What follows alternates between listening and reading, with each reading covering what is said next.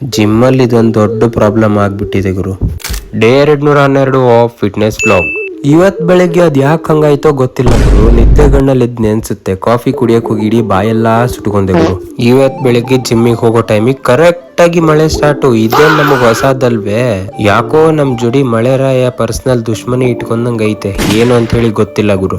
ಮಳೆ ಇರ್ಲಿ ಬಿಸಿಲಿರ್ಲಿ ಅದ್ ಏನೇ ಇರ್ಲಿ ಗುರು, ನಾವು ಜಿಮ್ ಮಿಸ್ ಮಾಡೋ ಸೀನೇ ಇಲ್ಲ. ಆದಂಗ ಆಗ್ಲಿ ಅಂತೇಳಿ ಸ್ವಲ್ಪ ಕಡಿಮೆ ಆದಂಗ ಅನ್ನಿಸ್ತು. ಮನೆಯಿಂದ ಹೊರಗ್ ಬಂದು ಸ್ವಲ್ಪ ಕೆಳಗಡೆ ಹೋದೆ, ಮಳೆ ಜೋರಾಗಿ ಸ್ಟಾರ್ಟ್ ಆಗೇ ಬಿಡ್ತು. ಇಲ್ಲೇ ಲಸಿ ಆಗಿದ್ದೀನಿ ಅಂತೇಳಿ ಸುಮ್ನೆ ಬಂದೇ ಬಿಟ್ಟೆ. ವಿಡಿಯೋ ಸ್ಟಾರ್ಟಿಂಗ್ ಅಲ್ಲಿ ಹೇಳ್ದೆ ಗೊತ್ತಾ, ಜಿಮ್ ಅಲ್ಲಿ ಪ್ರಾಬ್ಲಮ್ ಆಗ್ತಿದೆ ಅಂತ ಹೇಳಿ. ಏನ್ ಪ್ರಾಬ್ಲಮ್ ಅಂತ ಹೇಳಿ ಯೋಚನೆ ಮಾಡ್ತಿದ್ದೀರಾ?